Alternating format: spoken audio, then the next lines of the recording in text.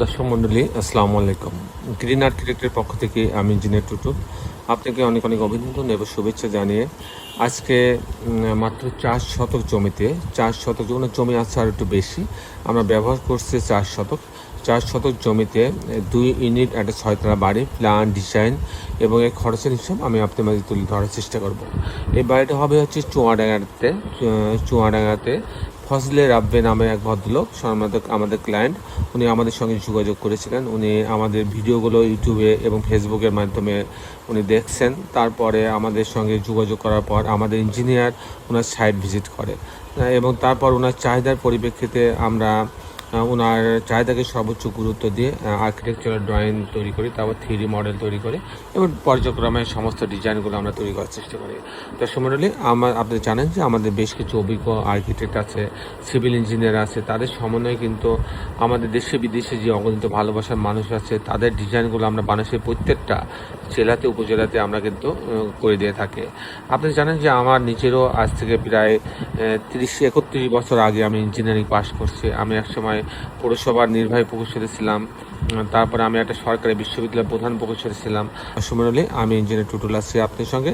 আমি এখন আপনাকে এই বাড়িটা আর্কিটেকচারাল ড্রয়িং নিয়ে যাব, তারপর এই ধরনের বাড়ি নির্মাণ করতে কেমন টাকা খরচ হয় তার একটা হিসাব আমি আপনাদের তুলে ধরার চেষ্টা করব। তো দর্শক আসুন আর্কিটেকচারাল ড্রয়িংটা আমরা উপভোগ করি। আর্কিটেকচারাল ড্রয়িংটা এরকম, এটা হচ্ছে গ্রাউন্ড ফ্লোরের টোটালটায় পার্কিং জোন রাখা হয়েছে, মাঝ বরাবর সিঁড়ি এবং লিফট রাখা হয়েছে। আমি যে কথা বলছিলাম যে বাড়িটা হবে যে চুয়াডাঙ্গাতে আপনার 4 শতক জমিতে 2 ইউনিট একটা 6 তলা বাড়ির প্ল্যান। ফজলে রাব্বি আমাদের সম্মানিত ক্লায়েন্টের নাম।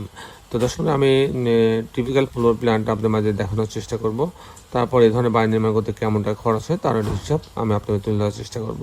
তো পার্কিং জোন দিয়ে লিফটের লবিতে আসবে, আসার পর ইউনিট এ এবং ইউনিট বি দুইটা আছে। ইউনিট এতে যদি আসে তাহলে এই দরজা ঢুকবে 864 স্কোয়ার ফিট।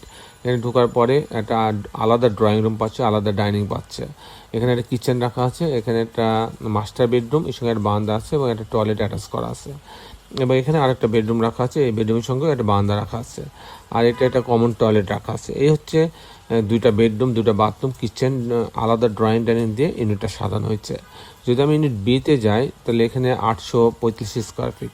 এখানে ঢোকার পরে একটা ড্রয়িং রুম পাচ্ছে, অনেক বড় একটা ড্রয়িং রুম পাচ্ছে। এখানে একটা আলাদা ডাইনিং রুম আছে, ডাইনিং রুমের পাশে একটা কিচেন রাখা আছে। এখানে একটা মাস্টার বেডরুমের সঙ্গে একটা বারান্দা, একটা ক্যাবিনেট এবং একটা টয়লেট অ্যাটাচ করা আছে। আর এখানে আরেকটা বেডরুম আছে, এই বেডরুমের সঙ্গে একটা বারান্দা রাখা আছে, একটা ক্যাবিনেট রাখা আছে আর এটা একটা কমন টয়লেট রাখা আছে। এখানেও কিন্তু 2টা বেডরুম, 2টা বাথরুম, কিচেন, ড্রয়িং ডাইনিং দিয়ে ইউনিটটা সাজানো হয়েছে। দর্শক, এখন আমি আপনাদের দেখানোর চেষ্টা করব যে এই ধরনের 6 তলা বাড়ি নির্মাণ করতে কেমন টাকা খরচ হয় তার একটা হিসাব আমি আপনাদের মাঝে তুলে ধরার চেষ্টা করব। তো দর্শক, এই ধরনের 6 তলা বাড়ি নির্মাণ করতে গেলে প্রথম যে খরচটা আসবে পাইলিং খরচ। এখানে মাটি ভালো থাকার কারণে পাইলিংয়ের প্রয়োজন হচ্ছে না, যার ফলে এরপরে ফাউন্ডেশন খরচ আসবে। ফাউন্ডেশন বলতে footing, short column, grade beam পর্যন্ত যে খরচটা আসবে তাকে ফাউন্ডেশন খরচ বলে। এই খরচটা হবে হচ্ছে আপনার 1000 টাকা থেকে 1200 টাকা স্কোয়ার ফিট। তারপরে যে খরচটা আসবে কাস্টিং খরচ, বিম কলাম ছাদ, প্রতি তালার বিম কলাম ছাদের জন্য আপনার খরচ হবে 650 টাকা স্কোয়ার ফিট।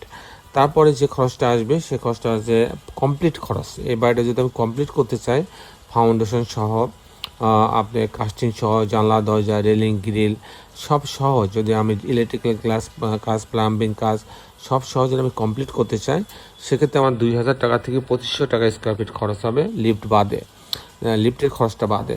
তো সেই হিসাবে এই বাড়িটা তৈরি করতে আমার টোটাল খরচ হবে 2 কোটি টাকা। 2 কোটি টাকা। দর্শক মণ্ডলী, এই ছিল মোটামুটি আজকে আমার উপস্থাপনা। আপনি যারা দেশে এবং দেশের বাইরে আমার এই ভিডিওটি দেখলেন সবাইকে আমি আমার প্রতিষ্ঠান গ্রিন আর্কিটেক্টের পক্ষ থেকে অনেক অনেক অভিনন্দন এবং ধন্যবাদ জানাচ্ছি। দর্শক মণ্ডলী, হিসেবে এটি কথা, আসলে আমরা সবাই আমাদের সুন্দর পৃথিবীটাকে সুন্দর রাখার জন্য অন্তপক্ষে একটি করে গাছ লাগাই। সবাই ভালো থাকবেন। আল্লাহ হাফেজ।